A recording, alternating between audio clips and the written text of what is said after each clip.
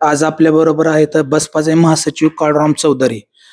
पत्रकार परिषद घेण्याचा आज काय संदर्भ आहे?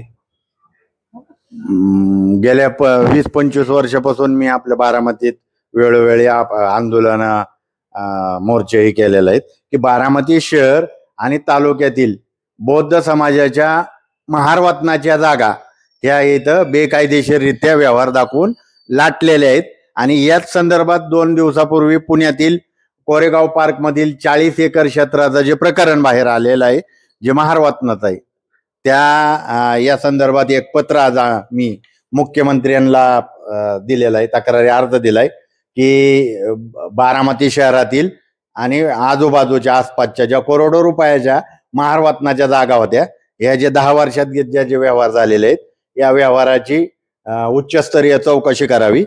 तसंच ही पार्थ पवारची चौकशी होईपर्यंत अजित पवारांना आपल्या मंत्रिमंडळातून हकालपट्टी करावी, जेणेकरून या बारामतीतल्या आणि पुण्यातल्या ह्या प्रकरणाची, महारवतनाच्या जागेची प्रकरणाची निपक्षपातीपणे त्याची चौकशी होईल. म्हणून मी अजित पवार यांची मंत्रिमंडळातून हकालपट्टी करून ज्या अधिकाऱ्यांनी पदाचा दुरुपयोग केलाय त्यांच्यावर अॅट्रॉसिटी ऍक्ट अंतर्गत कारवाई, गुन्हा दाखल करण्यासाठी, पार्थ पवारवर गुन्हा दाखल करण्यासाठी पत्रव्यवहार केलेला आहे.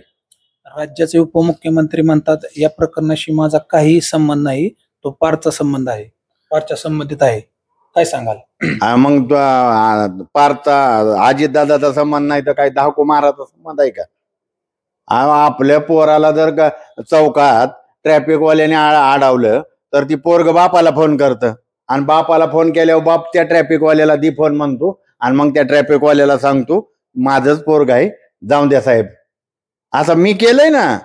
आता मी एका पक्षाचा अध्यक्ष आहे म्हणून मी माझ्या पोराला सोडत असेल तर अजितदादा तर उपमुख्यमंत्री आहेत, आणि उपमुख्यमंत्र्याच्या पोराला 300 कोटीची जमीन 21 कोटीचा स्टॅम्प ड्युटी माफ करून 500 रुपयातच फक्त कसं काय दिलं बरं? 500 रुपयाच्या स्टॅम्पवर त्याला 1 करोड रुपयाची जागा महारवतनाची दिली कोणी? आणि कसा संबंध नाही कोण अजितदादाचा? अजितदादांचा संबंध आहे, त्याच्यामुळे तत्काळ अजितदादांना मंत्रिमंडळातून हकालपट्टी करावी. बारामती लोकसभेच्या खासदार सुप्रिया सुळे म्हणतात की पार्थ असं करणार नाही, त्याचं माझं बोलणं झालेलं आहे. कसं बघताय? दोघांनी मिळून केलेलं आहे. लबाड बोलती ताई तुम्ही सुद्धा महारवतनाची, गोजूबावीची आणि शारदानगरच्या महारवतनाची जागा लाटली ना. तुम्ही आम्हाला ती लाल पुस्तक घेऊन फिरताय का नाही बापलेक, हे संविधान बचाव, आणि ती तसं म्हणून तुम्ही महाराजांचाच लाटताय जमिनी, तुम्ही बी लाटजी आहे. त्याच्यामुळे तुम्ही लय टमाटामा बोलू नका.